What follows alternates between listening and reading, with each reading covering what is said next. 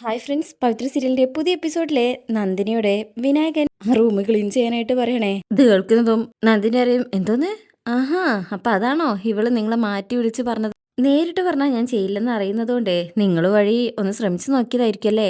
വിനായകൻ പറയും, തർക്കിക്കാതെ പോയി കഴുകു നന്ദിനി.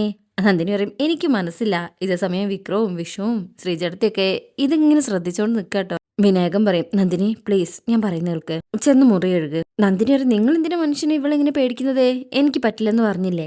അവര് 4 പേരില്ലേ ആ മുറി കഴുകാൻ, അവര് 4 പേരും ധാരാളാ. വിനായകൻ പറയും, നിന്നോട് പറഞ്ഞത് ചെയ്താൽ മതി. നന്ദിനി പറയും, എനിക്ക് സൗകര്യമില്ല. വിനായകൻ പറയും, ദേ എന്നെ ദേഷ്യം പിടിപ്പിക്കില്ലേ. നന്ദിനി പറയും, നിങ്ങക്ക് ദേഷ്യം പിടിച്ചാലേ എനിക്കിതാ ഇത്രയേ ഉള്ളൂ എന്ന് പറഞ്ഞേ രോമം പിച്ചി കളയുന്ന കാണിക്കുക. വിനായകനക്ക് ദേഷ്യം വരും, ഒരൊറ്റ അടി കൊടുക്കും നന്ദിനിക്ക്. എന്നെ പ്രാന്ത് പിടിപ്പിക്കാതെ പോയി കഴുകടി. ഇതെല്ലാവരെയും ഷോക്കാക്കുന്നുണ്ട്. നന്ദിനിയും ഞെട്ടിപ്പോവും. നന്ദിനി അടിയും കൊണ്ട് അവിടെ നിന്ന് ഇങ്ങനെ കരയുമ്പോ വിനായകൻ പറയും, പൂങ്കണ്ണീർ ഒഴിപ്പിക്കാതെ പോയി കഴുകടി. പോടി. അതിൽ നന്ദിനി വേഗം അങ്ങോട്ട് പോവാണേ. വിനായകൻ വേദയെ നോക്കുമ്പോ വേദ ഓക്കെ എന്നുള്ള രീതിയിൽ ഇങ്ങനെ നിൽക്കും. അങ്ങനെ നന്ദിനി ആ റൂമിൽ ചെല്ലുമ്പോൾ അവിടെ പെയിന്റ് പാട്ടയും അങ്ങനെ സാധനങ്ങളൊക്കെ ഉണ്ടായിരുന്നു. അതുവരെ എല്ലാവരും മാറ്റി വെക്കും. നന്ദിനി ചൂലും പിടിച്ച് തുടയ്ക്കുന്ന മോപ്പും വെള്ളമൊക്കെ ആയിട്ടാണ് വന്നിരിക്കുന്നത്. അങ്ങനെ ഇവർ 4 പേരും കൂടെ അതെല്ലാം എടുത്ത് മാറ്റും. നന്ദിനി താല്പര്യമില്ലാതെ അടി കിട്ടിയതിന്റെ ആ ദേഷ്യത്തിലാണ് അവിടെ അടിച്ചു വരുന്നതും തുടയ്ക്കുന്നതെല്ലാം. അല്പസമയം കഴിഞ്ഞിട്ട് ഇവർ വരും. ആ എല്ലാം നല്ല ഭംഗിയായിട്ട് ചെയ്തല്ലോ. അതിൽ നന്ദിനി ഓരോന്ന് പിറുപിറുത്തോണ്ട് അവിടെ നിന്ന് പോവാ. വിക്രം വേദയെ ഇങ്ങനെ നോക്കുമ്പോൾ വേദ കണ്ണടച്ച് കാണിക്കും. അങ്ങനെ ശ്രീജയും വിഷുവും എല്ലാവരും ചിരിച്ചുകൊണ്ട് നിൽക്കുകയാണ്. പിന്നീട് നന്ദിനി ദേഷ്യത്തിൽ വിനായകന്റെ അടുത്ത് എന്നിട്ട് പറയുതേ, നിങ്ങൾ പറഞ്ഞതുപോലെ ആ പണിയെല്ലാം ഞാൻ തീർത്തിട്ടുണ്ട് കേട്ടോ. നന്ദിനി ഡി എന്ന് പറഞ്ഞ് വിനായകൻ കൂടെ ചെല്ലും. നന്ദിനി അകത്ത് കയറി കഥ കിടക്കാൻ തുടങ്ങുമ്പോഴേക്കും, ഇടി കഥ കിടക്കല്ലേ, ഞാൻ പറയുന്ന കേൾക്ക്, താൻ പോടോ, എന്നോട് നിങ്ങൾ മിണ്ടണ്ട എന്ന് പറഞ്ഞ് ഡോർ അടയ്ക്കാൻ തുടങ്ങുമ്പോൾ വിനായകൻ പറയും, അങ്ങനത്തെ കടുത്ത തീരുമാനങ്ങൾ എടുക്കല്ലേ. അങ്ങനെ ഒരുവിധം വിനായകൻ റൂം തുറന്ന് അകത്ത് കയറാ. നന്ദിനിയാണെങ്കിൽ വിനായകൻ അടിച്ച സങ്കടത്തിൽ ഇങ്ങനെ അവിടെ ഇരുന്ന് കരയാ. വിനയൻ അടുത്ത് ചെന്നിരുന്ന് തൊടാൻ ചെല്ലുമ്പോൾ എന്നെ തൊട്ടു പോകരുത്. അപ്പൊ വിനയൻ കുറെ സോപ്പിട്ട് സംസാരിക്കാൻ നോക്കുന്നുണ്ട്. പക്ഷെ നന്ദിനി എടുക്കില്ല. നീ കാര്യമായിട്ട് എടുക്കല്ലേടി. അപ്പൊ നന്ദിനി പറയും, ഇത്ര ആൾക്കാരുടെ മുന്നിൽ വെച്ചിട്ട് എന്നെ അടിച്ചിട്ട് ഞാൻ കാര്യമായിട്ട് എടുക്കണ്ടെന്നോ. അപ്പൊ വിനായകൻ പറയും, അത് നീ എന്നോട് അങ്ങനെ പറഞ്ഞിട്ടല്ലേ എന്ന് കരുതി ദേഹോദ്രവം ഏൽപ്പിക്കണോ. വിനായകൻ പറയും, അത് അവരുടെ മുന്നിൽ വെച്ച് നീ എന്നെ അനുസരിക്കില്ലെന്ന് കണ്ടപ്പോഴേ പെട്ടെന്ന് നിന്റെ കോംപ്ലക്സ് വർക്കൗട്ടായി. നന്ദിനി പറയും, കോംപ്ലക്സോ, എന്ത് കോംപ്ലക്സ്? അപ്പൊ വിനായകൻ പറയും, നിന്നെ അനുസരിപ്പിക്കാൻ പറ്റാത്ത ഒരു കോന്തം ഭർത്താവാണ് ഞാനെന്ന കോംപ്ലക്സ്. നന്ദിനിക്ക് അങ്ങ് ദേഷ്യം വരും. നല്ല ദേഷ്യത്തില് നന്ദിനി സംസാരിക്കുന്നേ. വിനായകൻ പറയും, ശരി എന്നാ നീ എന്നെ തിരിച്ചടിച്ചോ. അപ്പൊ നന്ദിനി പറയും, ശരി എങ്കിൽ അച്ഛനെയും അമ്മേനും ഇവിടെ എല്ലാവരുടെയും മുന്നിൽ വെച്ച് ഞാൻ നിങ്ങളുടെ കരണക്കുറ്റി നോക്കി അടിക്കട്ടെ. ഇത് കേൾക്കുന്ന വിനായകൻ ഞെട്ടിപ്പോവും. എന്താ സമ്മതാണോ? പറ്റില്ലേ? വിനായകൻ പറയും, എടി അപ്പോഴും അവരെല്ലാവരും എന്നെ മൊണ്ണം ഭർത്താവ് തന്നെ പറയില്ലേ. നോക്കു വിനേട്ടാ, എന്റെ മുന്നിൽ ഒടിയാൻ കളിക്കാൻ നിൽക്കരുത്. വിനായകൻ പറയും, എന്താ നന്ദിനി, എങ്കി പറ, എന്താ നിങ്ങളോട് വേദം മാറ്റി നിർത്തി സംസാരിച്ചത്? ഒന്നുമില്ല. അല്ല എന്തുകൊണ്ട്? അത് കേട്ടതിന് ശേഷാ നിങ്ങളുടെ സ്വഭാവം മാറിയതും നിങ്ങൾ എന്നെ തല്ലിയതും. ഈയിടെയായിട്ട് നിങ്ങൾക്ക് അവളോട് ഇത്തിരി ആരാധന കൂടുന്നുണ്ട്. കുടുംബത്തോടും പതിവില്ലാത്ത സ്നേഹം കൂടിയിട്ടുണ്ട്. അതിനെന്താ കാരണം എന്ന് എനിക്ക് അറിയണം. പറ, അവൾ എന്താ പറഞ്ഞത്? ഇല്ലെങ്കിലേ ഈ നിമിഷം ഈ നന്ദിനി വീട് വിട്ടു പോകും എന്ന് പറഞ്ഞിട്ട് പോകാൻ തുടങ്ങുമ്പോ, അയ്യോ നന്ദിനി കുഴപ്പിക്കല്ലേ എന്ന് പറയുമ്പോ നന്ദിനി വീണ്ടും ചോദിക്കും. വിനായകൻ ഉരുണ്ട് കളിക്ക. നീ ആരോടും പറയരുത്, നാണോ കേടാവും, മാനം പോകും. എങ്കിൽ പറ മനുഷ്യ. അപ്പൊ വിനായകൻ പറയും, മൊണ്ണൻ പെൺകോന്തൻ എന്നാ അവളെ വിളിച്ചത്. അത് കേൾക്കുമ്പോൾ നന്ദിനി, ഓഹോ എന്നാ അവളെന്ന് കാണിച്ചു കൊടുക്കുന്നേ എന്ന് പറഞ്ഞ് നന്ദിനി പോകാൻ തുടങ്ങുമ്പോൾ വിനായകൻ പിടിച്ചു വെക്കുക. എന്റെ ഭർത്താവിനെ മൊണ്ണേന്ന് വിളിക്കാൻ അവൾ ആരാന്ന് എനിക്കറിയണം എന്ന് പറഞ്ഞാണ് നന്ദിനി പോകാൻ തുടങ്ങുന്നത്. വിനായകൻ ഒരുവിധം പിടിച്ചു നിർത്താണ്. എന്റെ ഭർത്താവിനെ കൊണ്ട് എന്നെ അടുപ്പിച്ചതിന് അവളെ കരണത്തടിക്കണം എനിക്ക്. ഇപ്പൊ ഒരു കാരണം കിട്ടി എന്ന് പറഞ്ഞ് പോകാൻ തുടങ്ങുമ്പോൾ ഒരുവിധം വിനായകൻ പിടിച്ചു വെക്കാൻ നോക്കുന്നുണ്ടെങ്കിലും നന്ദിനി പോകാൻ തുടങ്ങുമ്പോൾ, എങ്കിൽ ചെന്ന് എല്ലാരോടും പറ അവൾ എന്നെ മൊണ്ണൻ എന്ന് വിളിച്ചെന്ന്. അനിയന്റെ ഭാര്യയുടെ നാവുന്നേ ഇങ്ങനെ ഒരു വിളി കേട്ട് കഴിഞ്ഞാൽ അത് നാട്ടുകാരെന്ത് പറയുന്നേ നീ വിചാരിച്ചിട്ടുണ്ടോ? വേണ്ട നന്ദിനി, ഇനിയും നാണം കെടാൻ വയ്യ. ഞാൻ ഇപ്പൊ ക്ഷമിച്ചെന്നേ ഉള്ളൂ. അവസരം വരും, നമുക്കിപ്പോ ഒരുമിച്ച് പകരം വീട്ടാം. ഞാൻ ചെല്ലട്ടെ? ഇതിപ്പോ നീ വന്നതുകൊണ്ട് നിന്നെ ആശ്വസിപ്പിക്കാൻ വന്നതെന്ന് കരുതും. ഞാൻ അങ്ങോട്ട് ചെല്ലട്ടെ എന്ന് പറയുമ്പോഴേക്കും ശ്രീചേട്ടത്തി വിളിക്കും, വിനയ ഈ കട്ടിലൊന്ന് പിടിക്കാൻ സഹായിക്കോ? നന്ദിനി ദേഷ്യത്തിൽ നോക്കുക. വിനയന് താല്പര്യമില്ല. ഇതാ വരുന്ന ഏട്ടത്തി. നീ അത് ചോദിക്കാൻ നിൽക്കല്ലേ എന്ന് പറഞ്ഞാണ് വിനയം പോകുന്നത്. വിനയം പോയി കഴിഞ്ഞാൽ നന്ദിനി വിചാരിക്കും, കാര്യം എന്തായാലും വിനേട്ടൻ പറഞ്ഞതല്ല, എന്തോ ഇയാൾ എന്നിൽ നിന്ന് മറിക്കുന്നുണ്ട്, അത് ഞാൻ ഉറപ്പായും കണ്ടെത്തും എന്ന് പറഞ്ഞ് നിൽക്കണേ നന്ദിനി അവിടെ. ശേഷം പിന്നീട് കാണിക്കുന്നത് വിഷുവും ശ്രീജയും കൂടെ പുറത്തേക്ക് കട്ടിലും കൊണ്ടുവന്നിട്ടുണ്ട്. മുടിഞ്ഞ വെയിറ്റ് കാരണം അവർക്ക് കൊണ്ടുപോകാൻ പറ്റുന്നില്ല. അവനെ കാണുന്നില്ലല്ലോ. നന്ദിനിയെ ആശ്വസിപ്പിക്കാൻ പോയതായിരിക്കും. അപ്പൊ ശ്രീജ പറയും, എന്നാലും അടിക്കണ്ടായിരുന്നു. വിഷു അപ്പൊ തന്നെ പറയും, ഒരടി നല്ലതാണേ. ശ്രീജ പറയും, ആഹാ ഇതിപ്പോ ഞങ്ങൾ തിരിച്ചു തല്ലിയതാണെങ്കിലോ? വിഷം പറയും, അയ്യോ ഞാൻ വെറുതെ പറഞ്ഞതാണേ, സ്ത്രീയും പുരുഷനും തുല്യനാണ്, ദേഹോപദ്രവം ഏൽപ്പിക്കാൻ പാടില്ല, പോരെ. അപ്പോഴേക്കും വിനായകൻ വരും. ശ്രീചേട്ടത്തി ഇങ്ങോട്ട് മാറ് എന്ന് പറഞ്ഞിട്ട് ആ കട്ടിൽ വാങ്ങിച്ച് പിടിക്കുകയാണേ. വിഷൻ ചോദിക്കും, നീ അപ്പം നന്ദിനിയെ സമാധാനിപ്പിക്കാൻ പോയതല്ലേ? സമാധാനിപ്പിക്കാനോ? ഞാനോ? ഇനിയും വേഷം കെട്ടെടുത്താലേ കിട്ടുമെന്ന് പറയാൻ വേണ്ടി, ഇനിയും കിട്ടുമെന്ന് പറയാൻ വേണ്ടി പോയതാ. ശരിക്കും. വിഷേട്ടൻ കട്ടിൽ പിടിക്കാൻ നോക്ക്. പിടിക്കാൻ നേരം വിഷൻ അപ്പുറത്ത് നന്ദിനിയെ കാണുമ്പോൾ ആണോ നന്ദിനി എന്ന് നോക്കുമ്പോഴാണ് വിനായകൻ നന്ദിനിയെ കാണുന്നത്. അയ്യോ, അങ്ങനെയല്ലേ നന്ദിനി? നന്ദിനി ഒന്നും പറയുന്നില്ല. അതെ, വിനയേട്ടൻ കട്ടിൽ പിടിച്ച് വെക്കാൻ നോക്ക്. നന്ദിനി, നിന്റെ വിനയേട്ടൻ കട്ടിൽ പിടിക്കുന്നു എന്നും പറഞ്ഞുകൊണ്ടാണ് രണ്ടുപേരും കൂടെ കട്ടിൽ കൊണ്ടുപോകുന്നത്. അങ്ങനെ അവർ പോയി കഴിഞ്ഞാൽ നന്ദിനി വന്നിട്ട് വയ്ക്കും, ശ്രീചേർത്തി ഇത്ര പെട്ടെന്ന് അച്ഛന്റെ മനസ്സ് മാറാൻ കാരണം എന്താ? വേദ ഈ വീട് പെയിന്റ് അടിക്കാൻ പോവാണെന്ന് പറഞ്ഞപ്പോഴേ അച്ഛന്റെ മുഖത്ത് ദേഷ്യം വരുന്നത് ഞാൻ കണ്ടതാണല്ലോ. ശ്രീജ പറയും, അത് ശരി, അപ്പോഴേക്ക് നീ അത് അച്ഛന്റെ അടുത്ത് എത്തിച്ചല്ലേ? പറയണ്ടേ? പിന്നെ പറയാണ്ടിരുന്നത് എന്താണെന്ന് ചോദിച്ചാലോ? ശ്രീജ പറയും, അച്ഛൻ ബഹളം വെക്കാൻ വേണ്ടിയിട്ടല്ലേ നീ കൊളുത്തിയത്, എന്നിട്ടിപ്പോ എന്തായി? നന്ദിനി പറയും, ഒത്തില്ല, അത്രല്ലേ ഉള്ളൂ. പക്ഷെ ഞാൻ ആലോചിക്കുന്നത് അതിന്റെ കാരണം എന്താണെന്നാ. ശ്രീജ പറയും, അതിന്റെ കാരണം അച്ഛൻ പറഞ്ഞില്ലേ, മക്കൾ ആരെങ്കിലും മുൻകൈ എടുത്ത് ചെയ്യുന്ന അച്ഛൻ കരുതിയത്. നന്ദിനി പറയും, അതൊന്നുമല്ല, വേറെന്തോ ഉണ്ട്. വേറെന്ത്? അപ്പോൾ നന്ദിനി പറയും, വിനയേട്ടനെ മാറ്റി നിർത്തി വേദ എന്തോ പറഞ്ഞപ്പോ വിനയേട്ടൻ എന്നോട് പെരുമാറിയ രീതി ശ്രീചേർത്തിയും കണ്ടതല്ലേ? ശ്രീജ പറയും, അതിന്റെ കാരണം വിനായകനോടല്ലേ ചോദിക്കേണ്ടത്? ഞാൻ ചോദിച്ചല്ലോ, പക്ഷെ ഉത്തരം എനിക്ക് കൺവിൻസിങ് അല്ല. ഈ വീട്ടിൽ നമ്മളറിയാത്ത എന്തോ ഒരു രഹസ്യം കിടന്ന് കളിക്കുന്നുണ്ട്. അത് വേദയ്ക്കറിയാം. വേദയ്ക്കറിയാന്നേ വിനയേട്ടനും അച്ഛനും വിക്രമിനും അറിയാം. ശ്രീജ പറയും, നിനക്ക് വെറുതെ തോന്നുന്നതാണ്. അങ്ങനെ എന്തെങ്കിലും ഉണ്ടെങ്കിൽ വിശ്വേട്ടൻ എന്നോട് പറയാണ്ടിരിക്കില്ല. നന്ദിനി പറയും, അതിന് വിശ്വേട്ടൻ അറിയണമെന്നില്ലല്ലോ. വേദ പറഞ്ഞപ്പോ ഉടൻ തന്നെ വിക്രം മാലയിടുന്നു. ചായ്പ് നന്നാക്കാൻ നിന്നപ്പോ അതുവരെ വീരശൂര പരാക്രമിയായി നിന്ന അച്ഛൻ അതോടൊപ്പം കൂടുന്നു. എന്തോ ഉണ്ട്, അതുറപ്പാ.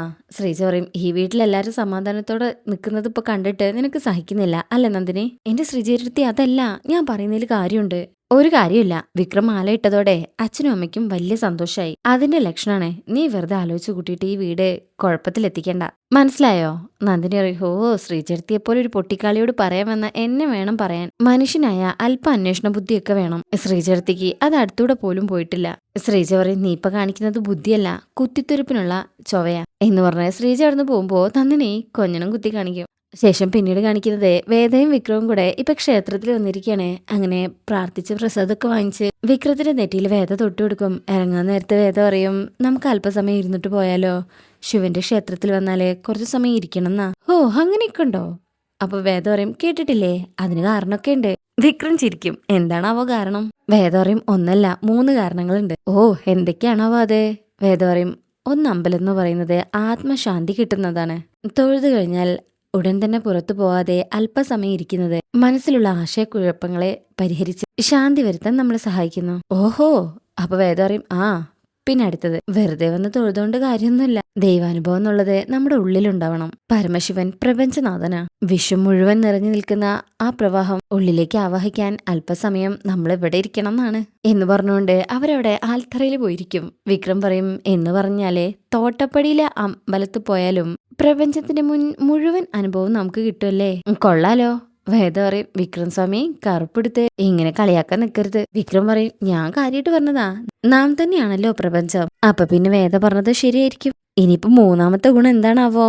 വേദ പറയും, ആത്മീയ ചൈതന്യം നിലനിർത്തൽ. വിക്രം ചോദിക്കും, അത് ശിവന്റെ അമ്പലത്തിൽ മാത്രം ചെയ്യുന്നത് എന്തിനാ? വേദ പറയും, അതെല്ലായിടത്തും ഉണ്ട്, പക്ഷേ ഇവിടെ ശിവന്റെ അമ്പലത്തിൽ പ്രധാനമാ. വിക്രം പറയും, ഞാനും പണ്ട് കേട്ടിട്ടുണ്ട്, പക്ഷേ ഞാൻ കേട്ട കാരണം ഇതല്ലായിരുന്നു. മൂപ്പരുടെ കൂടെ കുറെ ഭൂതഗണങ്ങൾ ഉണ്ടല്ലോ, അപ്പൊ അതിൽ ചിലത് തൊഴുതിറങ്ങുമ്പോ ദേഹത്ത് കൂടി ഒഴിഞ്ഞു പോവാൻ സമയം കൊടുക്കാൻ വേണ്ടിയിട്ടാണെന്നായിരുന്നു. അങ്ങനെയാ ഞാൻ വിചാരിച്ചത്. വേദ സ്വാമി. വിക്രം പറയും, എടി ഭക്ത കുചേലേ. വേദ ചിരിച്ചുകൊണ്ട്, എന്തോ ഇപ്പൊ നിങ്ങളെപ്പോലുള്ളവര് ഓടിച്ചെന്ന് തൊഴുത് അത്യാവശ്യം സാധിക്കേണ്ട കാര്യവും പറഞ്ഞ് അതിനുള്ള കൈക്കൂലിയും കൊടുത്ത് തിരിച്ചു പോകുന്നത് പോലെയല്ല പണ്ടുള്ളവർ അമ്പലത്തിൽ പോയത്. അന്നത് വലിയ അനുഷ്ഠാനമായിരുന്നു. കുളിയും സൂര്യ നമസ്കാരവും സാഷ്ടാംഗവും ഉള്ളിലും പുറത്തുമൊക്കെ പ്രദക്ഷിണവും അതൊക്കെ കഴിയുമ്പോഴേക്കും ഒരു എക്സസൈസ് കഴിയുന്നത് പോലെ ആയിരിക്കും ശരീരം. അങ്ങനെയുള്ളപ്പോ കുറച്ചു സമയം ഇരിക്കുന്നത് ശരീരത്തിനൊരു ആശ്വാസമായിരിക്കും. ഒപ്പം ഈ അന്തരീക്ഷം നൽകുന്ന ശാന്തി മനസ്സിനും. മനസ്സിലായോ? അപ്പൊ വേദ പറയും, അപ്പൊ പണ്ഡിതനായ ഒരു ഗുണ്ടയായിരുന്നു താങ്കളല്ലേ? അതിൽ വിക്രം ദേ എന്ന് പറഞ്ഞ് വിരൽ ചൂണ്ടുമ്പോ വേദ പറയും, ആളുകൾ കാണും, സ്വാമിയാണ് മറക്കണ്ട. ശേഷം നിർത്തിയിട്ട് വേദ വയ്ക്കും, ഞാനൊന്ന് ചോദിച്ചോട്ടെ, നിങ്ങക്ക് നമ്മുടെ വീട് നിങ്ങളുടെ കുട്ടിക്കാലത്തേതുപോലെ ആവണമെന്ന് ആഗ്രഹമില്ലേ? ശ്രീചേർത്തി എന്നോട് ആ കാലത്തെക്കുറിച്ച് പറഞ്ഞപ്പോ തന്നെ എന്തൊരു ഫീലായിരുന്നു. കൂട്ടുകാരെ പോലെ നിങ്ങൾ അച്ഛനും മോനും എല്ലാവർക്കും എപ്പോഴും കളിയും ചിരിയും ആർക്കും ആരെക്കുറിച്ചും സങ്കടവും ദേഷ്യവും ഇല്ല. ചില്ലറ പരിഭവങ്ങൾ ഉണ്ടായാൽ തന്നെ അത് സ്നേഹം കൊണ്ട് മാത്രമായി ഉണ്ടാവുന്ന ഒരു വീട്. ആ വീട് തിരിച്ചു വരണമെന്ന് അച്ഛനും അമ്മയും ശ്രീചേട്ടത്തിയും ഒക്കെ ആഗ്രഹിക്കുന്നുണ്ട്. ആ ആഗ്രഹം നിങ്ങൾക്കില്ലേ? വിക്രം പറയും, നീ പറഞ്ഞത് ശരിയാ, സ്നേഹവും സന്തോഷവും നിറഞ്ഞതായിരുന്നു നമ്മുടെ വീട്. വേദയ്ക്കും എന്താ ആ വീട് നമുക്ക് തിരിച്ചു പിടിക്കാൻ പറ്റില്ലേ? വിക്രം വേദയെ നോക്കി ചിരിക്കണേ. വേദ പറയും, ഈ മണ്ഡലമാസം അതിനൊരു നിമിത്താവണം. എല്ലാ തരം കൂട്ടുകെട്ടും ഈ വ്രതമാസം കഴിയുന്നതോടെ അവസാനിക്കണം. എന്താ അത് പറ്റില്ലേ? വിക്രം വേദയെ നോക്കി ചിരിച്ചിട്ട് പറയും, ഞാൻ എന്റെ ഒരു അനുഭവം പറയട്ടെ? വേദ പറയും, കുട്ടിക്കാലത്ത് അച്ഛനായിരുന്നു എന്നെ എല്ലാ ഉത്സവത്തിനും കൊണ്ടുവരുന്നത്. അച്ഛന്റെ കൈ പിടിച്ച് ഞാൻ ഈ കാഴ്ചകൾ കണ്ട് നടക്കും. കാഴ്ചകളെക്കാളും പ്രധാനം ഏതെങ്കിലും ഹോട്ടലിൽ നിന്ന് അച്ഛൻ വാങ്ങിച്ചു തരുന്ന മസാല ദോശയും ചായയായിരുന്നു. നന്നേ ചെറുപ്പത്തിലെ ഞാൻ പറയാ, ദോശയും ചട്നിയും കൂട്ടിക്കൊഴിച്ച് കഴിക്കണം എന്നല്ല, ചട്നിയിൽ ദോശയും മസാലയും മുക്കി മുക്കി കഴിക്കണം എന്നാണത്രേ. വേദ ചിരിക്കണേ. വിക്രം പറയും, അങ്ങനെ ഒരു വെക്കേഷൻ കാലത്ത് തൃശ്ശൂർ പൂരം കാണാൻ പോവാന്ന് അച്ഛൻ ചോദിച്ചു. വേദയ്ക്ക് ഇത് കേൾക്കുമ്പോൾ തന്നെ നല്ല ഇൻട്രസ്റ്റ് ആവുന്നുണ്ട്. വിക്രം പറയും, ഞാൻ ശരിക്കും ത്രില്ലടിച്ചു പോയി. അന്ന് ശരിക്കും തൃശ്ശൂരൊന്നും കണ്ടിട്ട് പോലുമില്ല. രാത്രി ട്രെയിനിൽ പോയി അവിടെ എത്തിയത് പുലർച്ചയ്ക്കാ. കുളിയൊക്കെ കഴിഞ്ഞ് ക്ഷേത്രത്തിലെത്തി. നമ്മൾ കണ്ട് ശീലിച്ച ഉത്സവമല്ലല്ലോ. കടലിലെ വേലിയേറ്റ സമയത്ത് തിര അടിച്ചു കയറുന്നത് പോലെ ജനങ്ങള്. അങ്ങനെ ഒരു തിരയിലെ എന്റെ കൈ അച്ഛന്റെ കയ്യിൽ നിന്ന് വിട്ടുപോയി. ഞാൻ ഉറക്കെ കരഞ്ഞു. പക്ഷെ അത് കേൾക്കാൻ ആരും ഉണ്ടായില്ല. പിന്നെ ആൾക്കാര് തള്ളി തള്ളി തള്ളി പൂരത്തിന്റെ ഏതോ ഒരു മൂലയിലെത്തി ഞാൻ. പെട്ടെന്നുണ്ടായ തള്ളല്ലേ നിലതെറ്റി ഞാൻ വീണുപോയി. ആളുകളുടെ ചവിട്ടേറ്റ് ഞാൻ മരിച്ചു പോകുന്നുള്ളൊരു ഘട്ടത്തില് ആരോ ഒരാളെന്നെ പൊതിഞ്ഞു പിടിച്ചു. കോരിയെടുത്ത് മൂലയിലേക്കുള്ള ഒരു ഷെഡിലേക്ക് കൊണ്ടുപോയി. പൂരത്തിന് മുച്ചിട്ട് കളിക്ക് വന്ന ആരോ ആയിരുന്നു അത്. അയാൾ എന്നെ തട്ടിക്കൊണ്ടുപോകാന്നാ ഞാൻ കരുതിയത്. പക്ഷേ അയാൾ എന്റെ കൂടെയുള്ളവരെ അന്വേഷിച്ചു.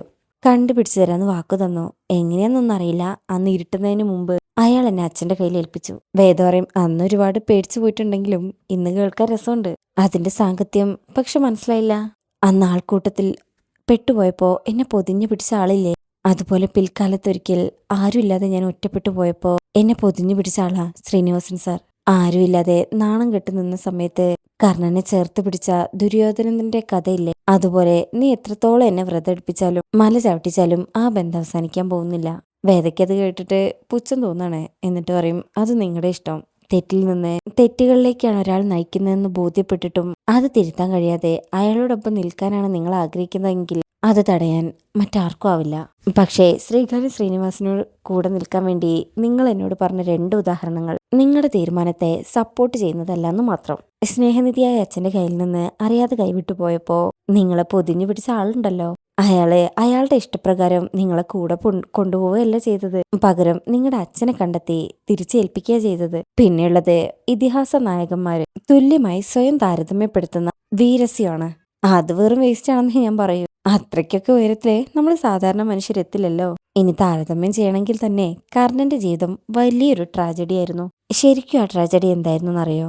സ്വയം ധർമ്മിഷ്ഠനായിരുന്നെങ്കിലും മരണം വരെ അധർമ്മം ചെയ്തിരുന്ന ദുര്യോധനെ സപ്പോർട്ട് ചെയ്യേണ്ടി വന്നു എന്നുള്ളത്. എന്തായാലും നിങ്ങൾ കർണനോളം മഹാനല്ലാത്തതുകൊണ്ട് ഞാൻ അതിന് അനുവദിക്കില്ല. അതിൽ വിക്രം ഇങ്ങനെ നോക്കുമ്പോൾ വേദ പറയും, ഇനി അധിക സമയം ഇവിടെ ഇരുന്നാലേ നിങ്ങൾ നേരത്തെ പറഞ്ഞ ഭൂതഗണങ്ങളെ ദേഹത്ത് പ്രവേശിക്കും. അതിനു മുമ്പ് പോകാം. അങ്ങനെ അവരവിടുന്ന് പോകുന്നിടത്താണ് ഈ ഭാഗം കഴിയുന്നത്. പിന്നെ ഇതിന്റെ പ്രമോല് കാണിക്കുന്നത് വേദയും വിക്രമും പോകുമ്പോൾ അഭിലാഷും ഗുണ്ടകളും വന്ന് വിക്രമിനെ തല്ലുന്നൊക്കെയുണ്ട്. വേദ അപ്പോഴേക്കും നോ എന്ന് പറഞ്ഞിട്ട് വിക്രമിന്റെ ദേഹത്ത് വന്ന് പൊതിഞ്ഞ് കിടക്കണേ. അപ്പോഴേക്ക് അങ്ങോട്ട് വേറൊരാൾ വരുന്നുണ്ട്. ആ വാസവനാട്ടോ.